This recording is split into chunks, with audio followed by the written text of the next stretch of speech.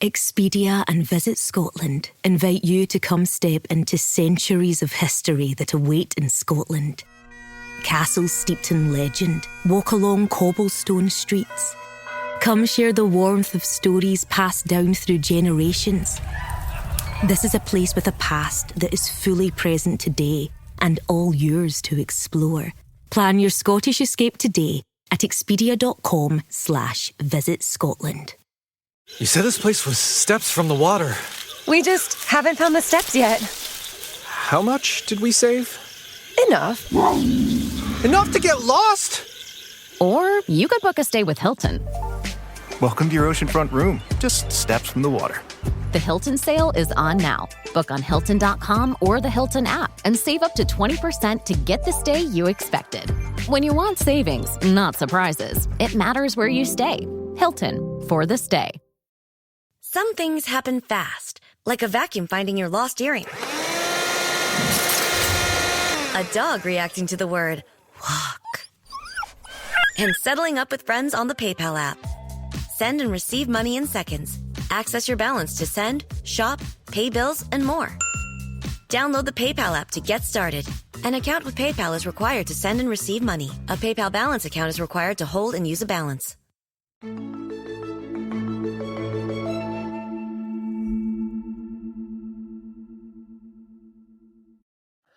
Welcome back to Generals of World War II, The Art of Command. I'm your host, John Viscardo, and with me is the great Ambrogio Caiani, all the way from Kent, England. For those of you not familiar with Ambrogio, he's a great author, very talented mind, and we're going to talk about Benito Mussolini, who, although not a general per se, was a leader and had to figure out the art of command, so we're going to dive into that.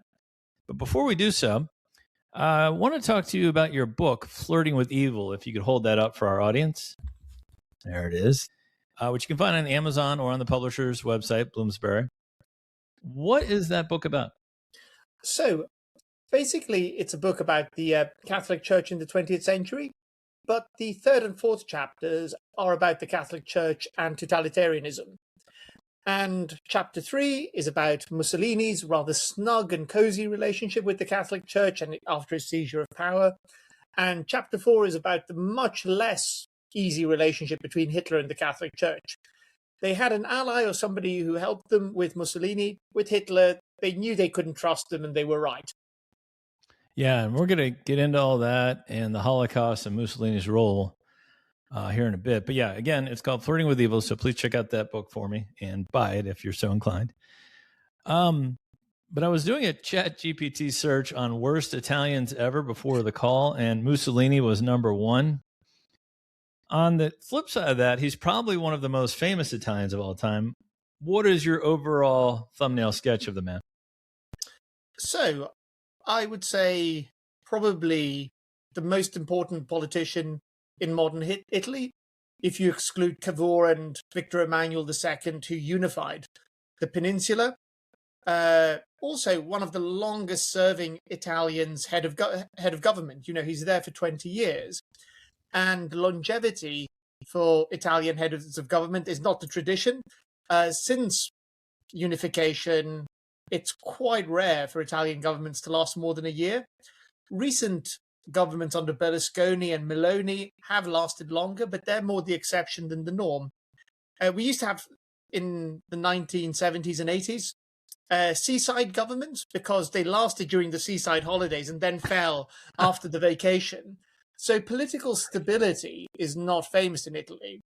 But ultimately, Mussolini's regime is disastrous for Italy because it leads Italy into the Second World War, a conflict it could have avoided. And Italy is completely defeated and it basically ends in civil war. So it's a very tragic story.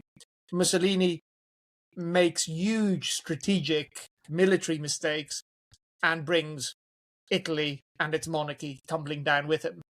Yeah, you make a great point there. Like maybe he could have gone the Francisco Franco playbook and just stayed neutral and then avoided all this conflict. Completely. He didn't, and a large number of his closest collaborators said, why are you going to war with Hitler? What on earth is it going to do? The Italian people don't particularly want war. But Mussolini expected that he would join in the campaign against France late in the summer of 1940, and that he would get easy gains, easy territorial gains in France. And Hitler said, "You've joined too late." No, you won't. So Italy is going to be basically in the war when it starts turning and going badly. Yeah. Johnny come lately, but we'll get into that. Benito Mussolini was born July 29th, 1883 in Prodapio, Italy, to a blacksmith father and school teacher mother. What was his upbringing like? Bizarrely, it's not the most traditionally of Italian places, Emilia-Romagna. It's very red, it's very anti-Catholic, and I don't know if people know this, but Mussolini was named after Benito Juarez, the radical reforming Mexican strongman of the late 19th century who sort of defeated the French expedition in Mexico. His father was very much a socialist firebrand, very independent, very anti-authority. His mother was more pious, more sympathetic to the Catholic Church. And of all of his brothers and sisters, Mussolini was a problem child. Clearly very intelligent, very impatient, but also loved physical fights. And eventually he was sent to a Silesian, which is the religious order founded by Don Giovanni Bosco. And it was hoped that in boarding school they could straighten him out.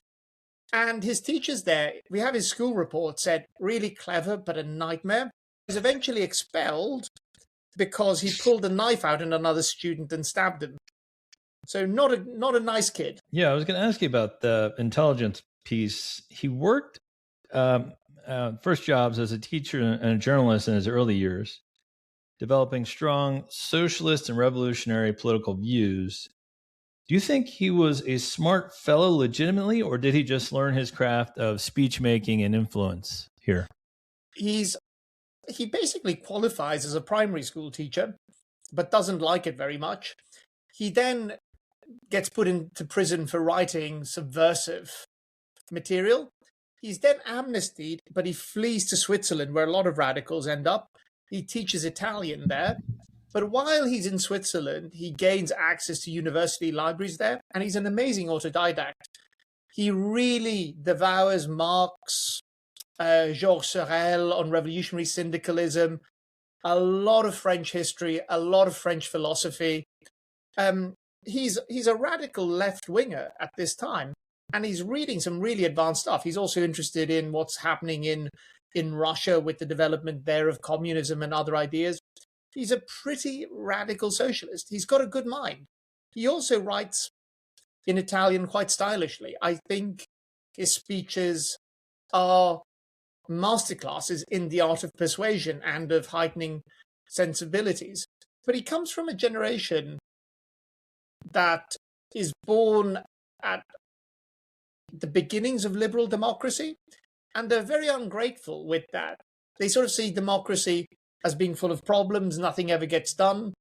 If you think about it, it's a bit like that generation of Irish revolutionaries who will become very important in the 1920s. Think of Eamon de Valera or other people like that who are rebelling against their parents' generation who wanted moderate compromise. And he's a young man in a hurry. I think that's an excellent point. And, counter-revolutionaries do complain, as do regular citizens. Why does democracy take so long? Why is the government so slow to do anything? Well, that's the point of it. If you make snap decisions without thinking about their effect, bad things happen. And I think that's kind of what you're pointing to with Mussolini and that kind of generation. They were in a hurry. They didn't want to wait around for government to do things. Yeah, I mean, the key artistic movement at the time is called Futurism, which says that ultimately museums and the past should be forgotten, and they should be. There's a guy called Tommaso Marinetti, who is a great friend and afterwards competitor with Mussolini, who says the automobile is the most beautiful artistic thing in the future, and the combustion engine is how society should work. And perhaps even more terrifyingly, Marinetti in his manifesto of futurism, which I think is 1909, says that war is the hygiene of humanity. We need wars to get rid of the worst elements of society, the weak. Mussolini fully buys into that. As does a Austrian fellow up in Germany. So We'll get to that. So yeah, Mussolini becomes a leading member of the Italian Socialist Party and edited its newspaper, Avanti. Did this allow him to gain influence in the higher echelons within Italy? And why did he leave the party right before Italy joined World War One? Well, he becomes, I think, editor in 1912. And there are two wings of the party. There's, I guess, what we would call today Social Democrats, a bit like the British Labour Party or the German Social Democrats, who say, we don't want revolution, we want to use democratic means to create a fairer state, where the weaker members of society can get benefits if they're unemployed or when they become old, the sort of social welfare system which I think many of us celebrate. Whereas you have the revolutionary wing of the party, which is very much what Mussolini's on. Ultimately, we can only bring socialism with the violent overthrow of the system. And Mussolini is a firebrand, and he's very persuasive. He's very eloquent. He's very committed to the creation of socialism. But also, he's got one thing that most socialists are not. He's nationalistic. He believes that Italy is one of the greatest cultures out there, and that needs to be brought to fruition. Yeah, and that's kind of a motif. He kind of wants to revive the Roman Empire in his later years. Yeah. Where did he serve during World War One? On the Isonzo front, which is more or less, I guess, there's an area of Italy called Friuli, which is just to the north of Venice, very mountainous. And it must have been an incredible front because these are ordinary human beings who are carrying cannons and heavy artillery up sort of the steepest mountain passes and curves you could ever see. And they're blowing the tops of mountains at each other, trying to stop the Austro-Hungarian army from invading Italy. There's a bit of a myth that Mussolini barely ever spent any time at the front. But from late 1915 until early 1917, he's there. But he's quite old in terms of the average fighting man. He's 32 when he joins the Italian army as a sharpshooter, a bersagliere, which is quite an elite unit. Yeah, and I guess he's decorated and kind of like Hitler serves his time in the front lines. It's, he does see action. Yeah, although he's invalided out because I'm trying to remember, but I think you'd call it a mortar. Yeah. And he's doing a practice exercise with his unit on how to fire mortars at high altitude. And one of the canisters, rather than shooting out of the mortar, explodes within it. Yeah. And he's badly wounded, but 5 of the people around him actually die. And that's where he gets his medal. Yeah. He was decorated. The war ends in 1918. How was Italy after World War One? It seems like things were pretty bad for most European countries after World War One. So, yeah, pretty bad. When Italy went into World War One, I don't think a majority of the population were entirely committed to Italy's war gains, which was to get back, but they never owned these provinces, the Tyrol, Istria, Italian. When you need to build up your team to handle the growing chaos at work, use Indeed Sponsored Jobs. It gives your job post the boost it needs to be seen and helps reach people with the right skills, certifications, and more. Spend less time searching and more time actually interviewing candidates who check all your boxes. Listeners of this show will get a $75 sponsored job credit at Indeed.com/podcast. That's Indeed.com/podcast. Terms and conditions apply. Need a hiring hero? This is a job for Indeed Sponsored Jobs. Study and play come together on a Windows 11 PC. And for a limited time, college students get the best of both worlds. Get the Unreal College Deal. Everything you need to study and play with select Windows 11 PCs. Eligible students get a year of Microsoft 365 Premium and a year of Xbox Game Pass Ultimate with a custom color Xbox wireless controller. Learn more at windows.com/student offer. While supplies last. Ends June 30th. Terms at aka.ms/collegepc. Speaking regions. And the London Convention of 1915 promised these areas to Italy. Now, Woodrow Wilson, who is the American president, comes up with the quaint notion of asking these people, do they want to be part of Italy? And a number of areas which were promised to Italy would rather be part of Yugoslavia. And therefore, a very famous Italian poet and another firebrand, Gabriele D'Annunzio, dismisses the Peace of Versailles as a mutilated victory, that ultimately Italy has not gotten what it deserves. And it's a really unstable time because there's an economic crisis across most of the world in the early 1920s after the Spanish influenza. And also in 1918, Italy brings universal suffrage for males over 21 for the first time. So the Italian population is much more engaged in politics than it ever has been. And this means that two political forces are very active early on at this time, and they are the Partito Popolare, which are Catholic, it's a Catholic party, and the socialists. Yeah, in 1919, Mussolini founded the Fasci Italiani di Combattimento, the movement that evolved into the Fascist Party. What are the goals of this party? 'Cause this seems like the opposite side of the spectrum from the socialists. Oh, completely. And it's a very eccentric party because, firstly, Mussolini says we're not a political party, we're a movement. We're a movement of veterans and we want to reverse the mutilated victory. And also it's very revolutionary. It says we want to get rid of the church, we want to get rid of the monarchy, and we are desperate to change the face of Italy beyond recognition, to make it a nationalistic superstate with an important place in the Mediterranean. But it doesn't do terribly well because in the 1919 elections, I think they get 3,000 votes. That's not a lot. Not a lot. And Mussolini's Avanti newspaper makes a rather macabre joke that in Milan's canals, a floating corpse was seen, and people think it might be Mussolini because he'd done so badly in the elections. If nothing, Mussolini is very good at comebacks, as we will see. Very, very much so. His starts the black shirt parliamentary followers, which used violence and intimidation against political opponents in the early 1920s. What was the March on Rome? So, in some ways, the Italian liberal establishment, which had governed Italy, let's say, with some interruptions since 1870, is finding it hard to stay in power. Universal suffrage means it doesn't have the majorities it does.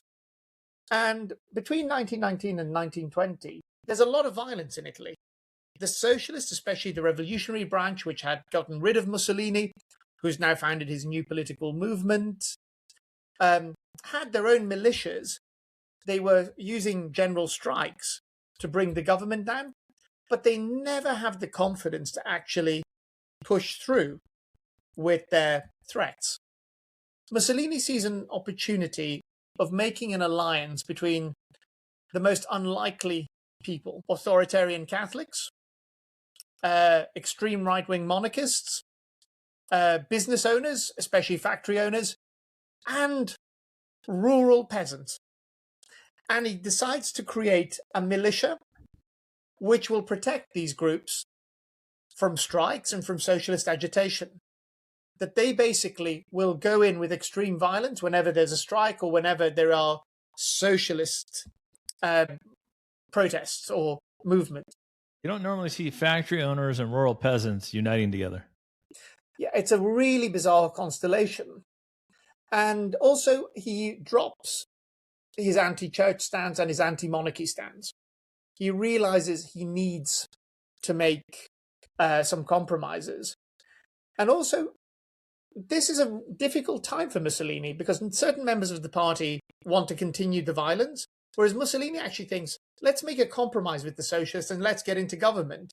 But he doesn't win that argument. He has to give in to the violence. Now, around mid-1922, they say that the way we get into government is through something they call the March on Rome. Initially, it's very nebulous.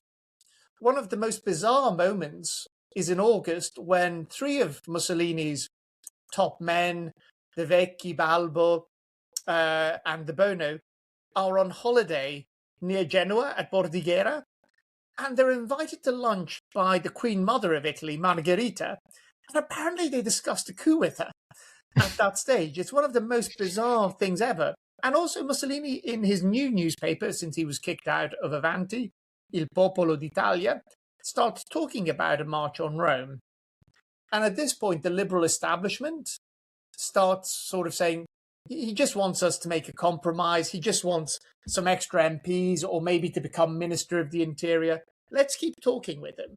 In my mind, I'm thinking like Napoleon's March on Paris, where, you know, he comes back from Elba and all these people join him, and it's a very peaceful transition of power because King Louis flees, but it's a different setup than that. Oh, it's a completely different setup because everybody in the liberal establishment say, this is just a ploy.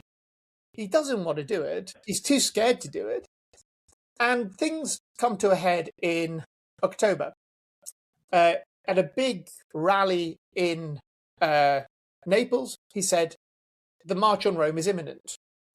Now, during this time, they actually have devised a march, a plan, I should say. But it's the most vague of plans ever. It talks about general national agitation and the seizure of public buildings. And then around Rome, especially to the north of Rome, 3 columns are going to form of fascist paramilitaries, these black shirts. And when they have enough numbers, they will begin to march on Rome and seize the government. Now, I don't know about you, but this is not exactly highly proficient military training, especially from veterans of the First World War. Point 4 says, if we don't take Rome, we'll fall back and take other big Italian cities. That's their contingency planning. So it sounds like they want to play chess, but they're playing checkers. Like they don't really understand what's happening here. Yeah, and also what immediately becomes apparent when on the evening of the 27th of October, they start mobilizing, they don't have ammunition and provisions to actually carry it out. And in some places, the Italian authorities who didn't actually believe this would happen, the prefects who are the heads of the representatives of the government in the cities and the garrison commanders do nothing. They just let the fascists take over. In Cremona, bizarrely, there are about a dozen dead because the army there says stop it, and they actually do keep them at bay. If the army had intervened, then something could have been done. The entire problem is that the prime minister, who is the magnificently mustachioed Luigi Facta, and Mussolini said that whenever he saw Facta, he wanted to pull his moustache because they were so luscious, which gives us an insight into Mussolini's psychology, is very perplexed by all of this. Also, when it comes to the date of the March on Rome, Mussolini is in Milan. We don't entirely know why he's not with the troops. Some people have maliciously said Milan's quite close to Switzerland if things go wrong. Yeah. And for most of October, Facta's writing to the king, his prime minister, saying, everything's fine, don't worry. And the king's saying, well, I'm getting disturbing reports from my military attachés and aides-de-camp that Mussolini means it, that the fascists are going to mobilize. And on the evening of the 27th, Facta sends a rather panicked telegram to the king, sort of saying, come quickly to Rome. I want to resign because the fascists are going to cause mass violence. And His Majesty probably needs to sort out the government crisis that is about to happen. Well, that leads me to my next question. Mussolini comes to power in 1922 after the March on Rome, when King Victor Emmanuel III invites him to form a government. So why does the king partner with this revolutionary? Is it just to avoid violence, or does he think he'll actually make a good government? It's a real mystery what happens on the night of the 28th of October, because the king, before he goes to bed, says, prepare a decree of a state of siege, which basically is martial law. And tomorrow the army, if the fascists try to march on Rome, will be mowed down. The military commander of Rome, ironically for what will happen later, is a General Pugliese, who's actually a Jewish Piedmontese commander. And he says, we're ready. All I want is an order that I can use lethal force. And he's waiting and waiting. And the king says, yeah, bring me everything. We'll be ready for it. And during the night, he must have slept badly because he changes his mind in the morning. He sort of says, my government has just resigned and I have to choose a new government. We are not empowered to use violence. And initially, he says, I'll call Salandra, who was the politician who'd actually brought Italy into the First World War. and Salandra can't form a government. Mussolini refuses to play ball. So that evening, Mussolini is invited to Rome, and the king says, well, what shall we do? Shall we give this Mussolini guy a chance? And most of Italy's parties say, you know what? Giovanni Giolitti, who's basically the head of the liberal movement, says, this Mussolini guy's unexperienced, he's a journalist, he's been a minor corporal in the Italian army. We'll run rings around him, don't worry, he'll be a figurehead.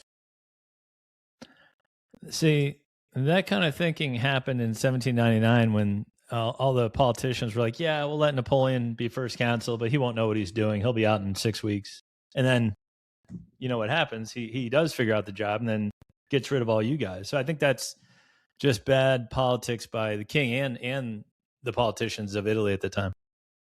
It's terrible because in some ways the March on Rome is a misnomer because the government capitulated before the March on Rome happened. Well, Mussolini gradually dismantles democratic institutions and established a one-party dictatorship by the mid-1920s. So is this from the divide and conquer playbook? Like he's just like, all right, well, you gave me this job. I'm going to get rid of all you guys. I think I like divide and rule, but I prefer cannibalism in the sense that fascism devours the other political parties. It ultimately looks at them and says, who's going to enter into my movement? So right-wing liberals, like Giovanni Gentile, who's a great liberal intellectual, a friend of Benedetto Croce, becomes the Minister of Education. De Vecchi, who's a monarchist, becomes quite an important player in all of this. He basically starts eating up the Italian Popular Party, the Catholic Party, the liberals, the other nationalists out there.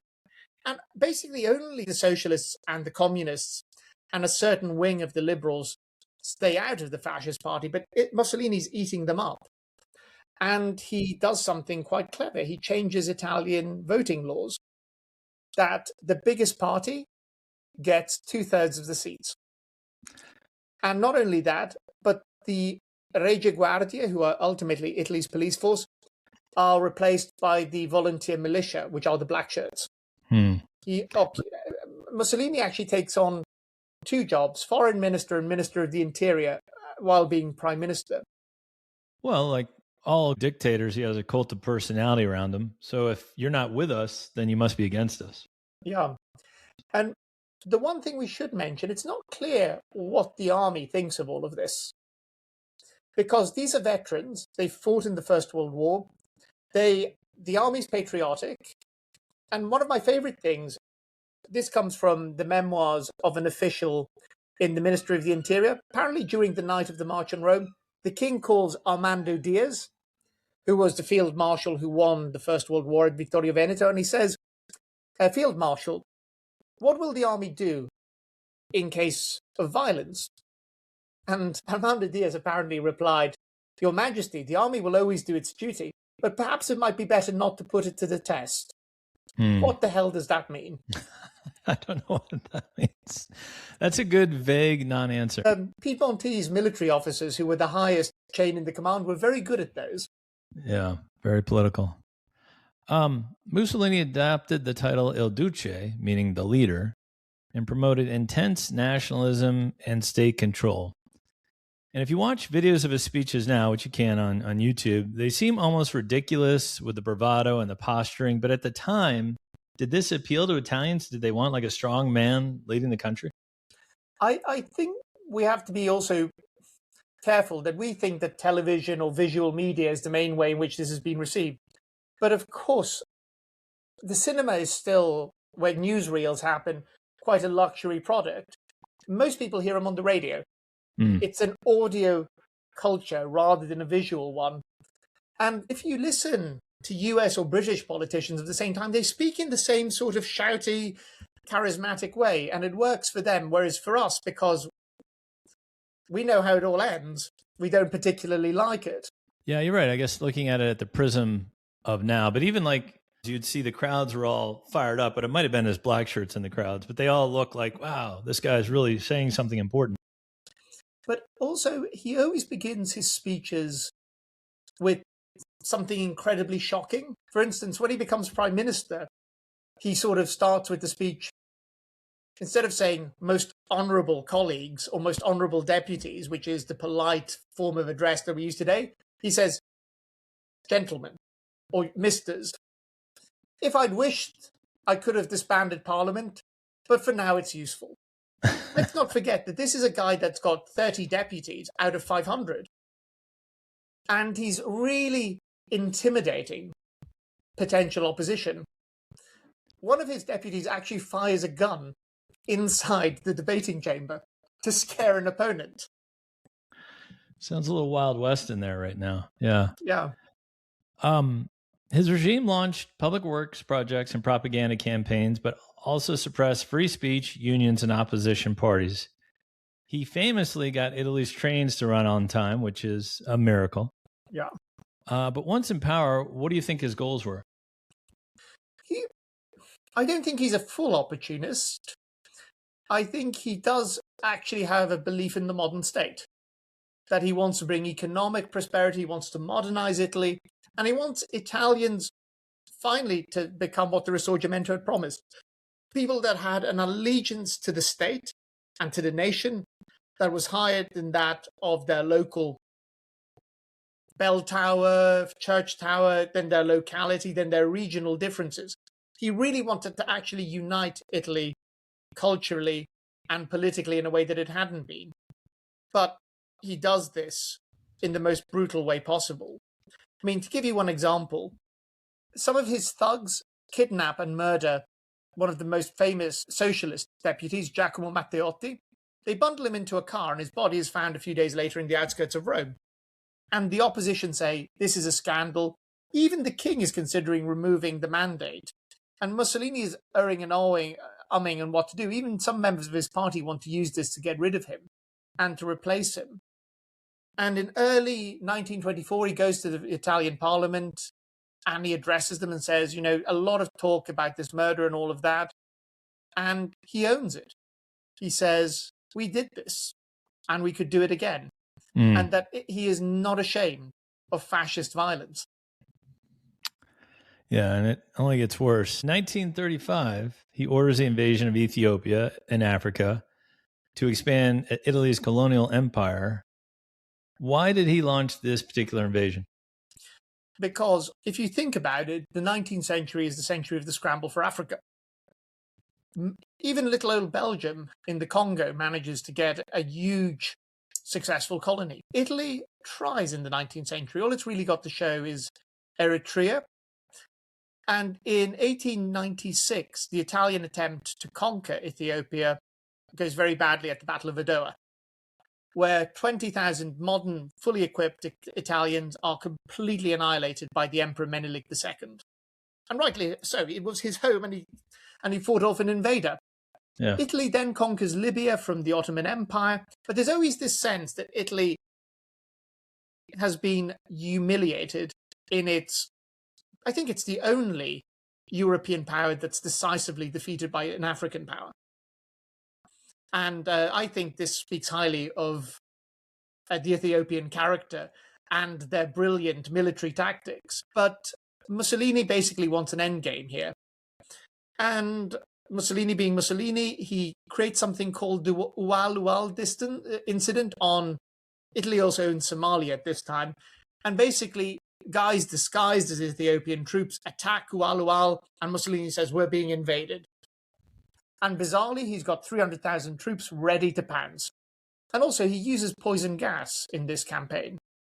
Right, which even Hitler didn't do. And you mentioned, too, that this drained a lot of Italy's resources, this attack on Ethiopia.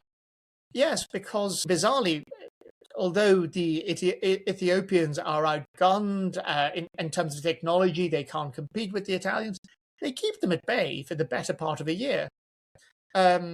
Where it starts to become clear that the Italians are in trouble is when you realize the amount of horsepower they are, I mean, literal horsepower, not mechanized horsepower. Horses, yeah. Horses, camels, even oxen are being used towards the end of the campaign because they don't have enough fuel. Yeah. Italy wins, but it's not an easy victory. And that's something that will plague the Italian Army and Navy in World War II, they're undersupplied and their stuff is outdated. They're not using modern technology like the larger powers like England and France and Germany. Yeah. And also Italy sends, I think, about 60,000 troops to help Franco in the Spanish Civil War. And there they waste a lot of equipment and resources to help El Caudillo. Yeah. Mussolini at this time also increasingly aligns with Hitler and signs the Rome-Berlin Axis in 1936. Did Mussolini actually like Hitler, or did he just want to be on the winning side? It's a very gradual relationship because Mussolini rather thinks Hitler's pathetic in the 1920s, that he couldn't do what he did.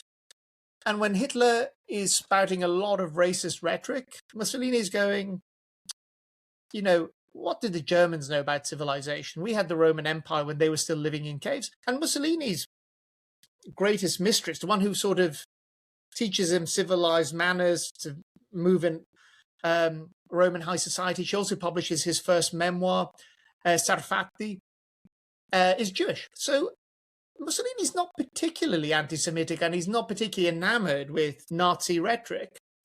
But the problem is that due to the League of Nations, Italy faces economic sanctions after the Ethiopian War, and Hitler remains a friend to Italy when everybody else won't trade with Italy. Yeah, I was going to ask you about the anti-Semitic racial laws in 1938 that Mussolini installed, which is influenced partly by Nazi Germany. So how culpable or involved is Mussolini in the Holocaust? Very. Yeah. Now, some people exculpate him because he didn't do it out of conviction, but he did it for the German alliance.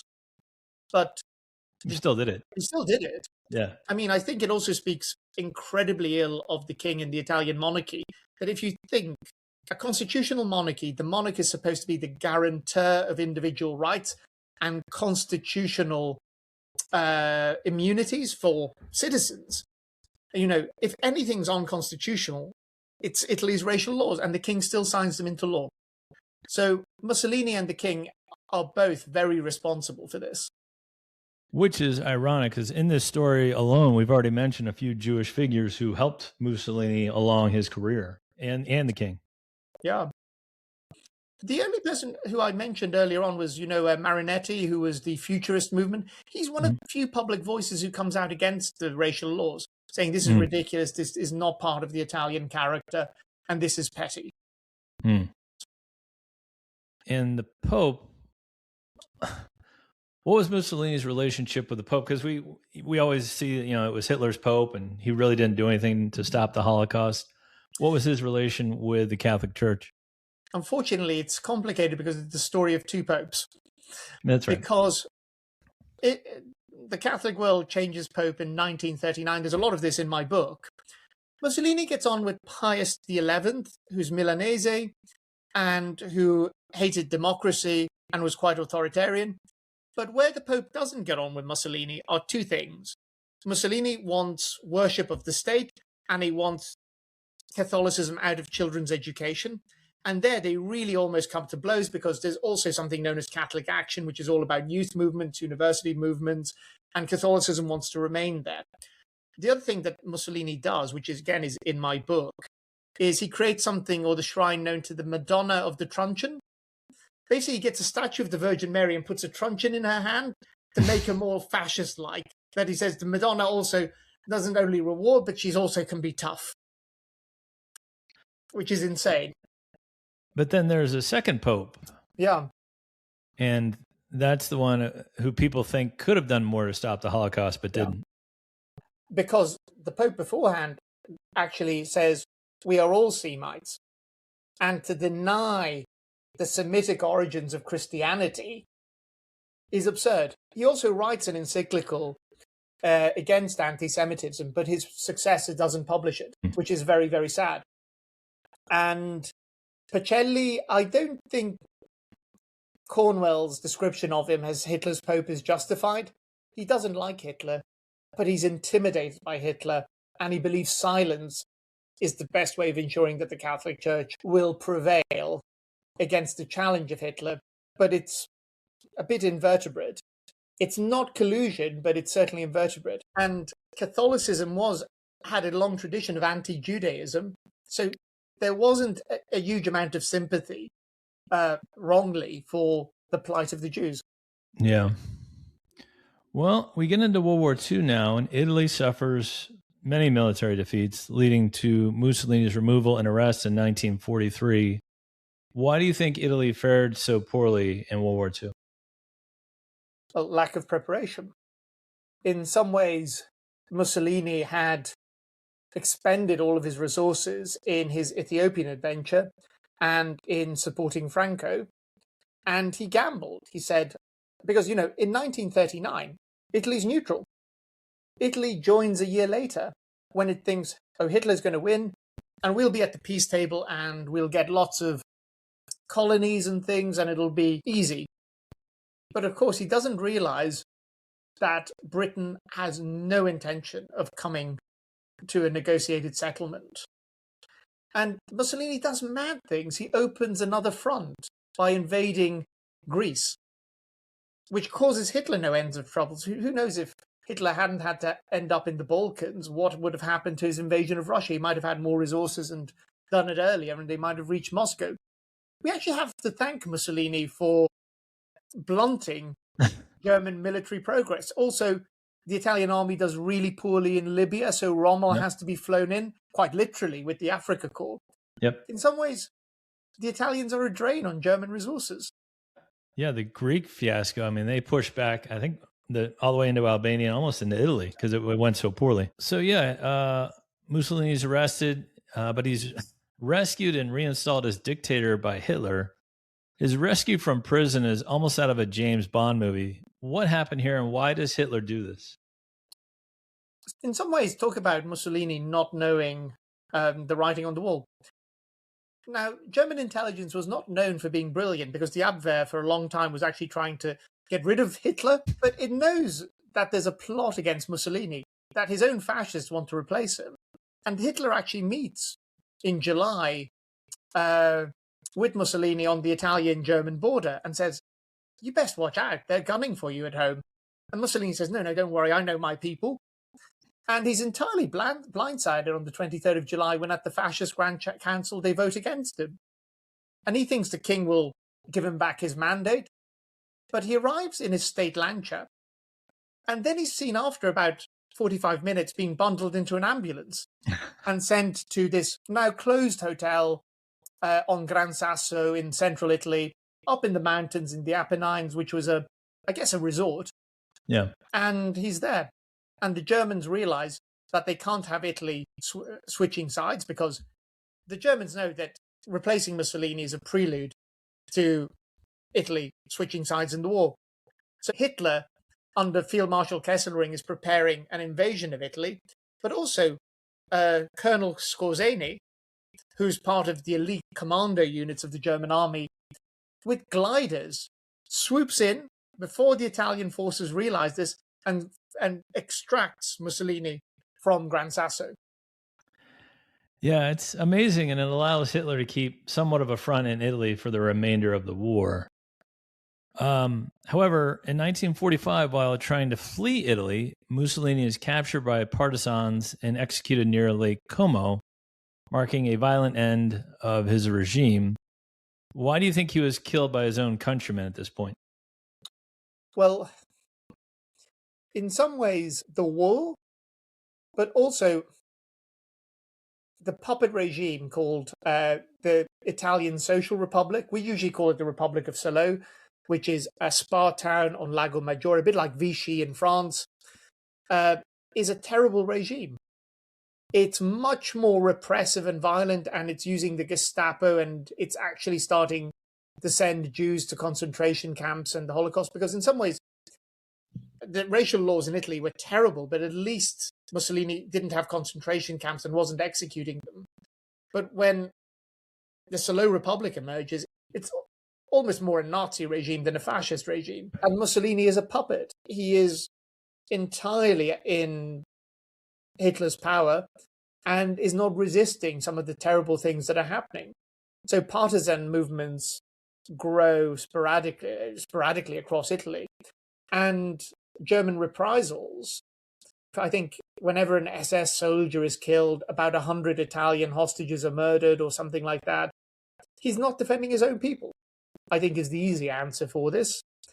One of the most bizarre trivia, but do you know Rod Steiger, who played Napoleon in the film Waterloo? I do. He plays Mussolini twice. In a film about Italian Libya called The Lion of the Desert, and in another film called The Last Days of Mussolini. And he portrays Mussolini being executed with his mistress as being terrified and cowardly. But there are contrasting accounts. There are some that he actually met his end bravely. But very embarrassingly for him, he's actually trying to leave Italy with German soldiers, and he's disguised as a German soldier when he's found, which, again, is not quite the way you would want to be remembered as a nationalist leader in a foreign uniform. No. And he's strung up in the town square and upside down, and people are like desecrating his body. Like it must just, what a fall from grace to end up like that. Yeah, I mean, he's taken to Milan at Piazzale Loreto, which is one of the key squares of Milan. I think he's actually hung up over a petrol station. And here again, I'm never quite sure what to make of it. The Archbishop of Milan, Cardinal Schuster, says to the partisans, if you don't cut him down and give him some dignity, I will come and cut him down myself. Which I think shows maybe some residual church sympathy, because a lot of Nazis and fascist leaders end up being protected by the church and allowed to flee to South America. Yeah, and there's an irony there too. Hitler finds out about this ending and he realizes, well, I don't want to end up like that. And maybe that influenced him to kill himself in the bunker. Yeah. Although Mussolini is buried in Predapio in a rather remarkable grave. Predapio is a bizarre city where there's a lot of fascist memorabilia. You can actually buy Clara Petacci wine, which is his mistress. It's quite a bizarre place because, thankfully, you can't go anywhere to honor or pay your respects to Hitler's body. But unfortunately, you can in Italy. Yeah, so I guess that's my final question. What is his legacy? The legacy can't be good, right? It's not good, and I don't think it can be defended. But I think Italians have a number of problems with how they remember the Second World War. In some ways, if you look at Italian school textbooks and newspapers, they talk about Italy fighting Nazi fascism, which is not entirely untrue, but it's also not the whole truth. I think Italy hasn't quite come to terms that a lot of people were in favor of fascism, that it wasn't something imposed on Italy, but came from Italy itself. Something else which I find scandalous, we celebrate the 25th of April as the Feast of the Liberation, and that's a moment in which Italians celebrate their own liberation at the hands of the partisans. But we forget Anglo-American forces.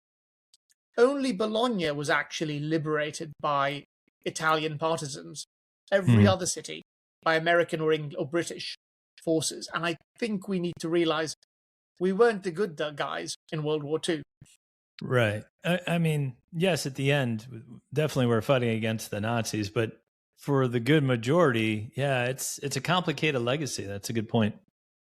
But also on the 2nd of June, 1946, Italians have their first big referendum, universal referendum. Even women are voting at this stage, thankfully. And it's to decide whether Italy will become a republic or the monarchy. And I think the monarchy pays the price for having given Mussolini his mandate to govern in 1922 and for having signed the racial laws in 1938. I think the Savoy dynasty will always be tarnished by those two decisions. Yeah, just a ruinous end for that dynasty. Well, thank you for this, Ambrogio. This is very insightful. Again, if you'd like to learn more about Ambrogio and his book, please check it out. It's called Flirting with Evil, and you can find that on Amazon. There it is. And we appreciate your time, good sir. Thank you very much, John. A pleasure as ever.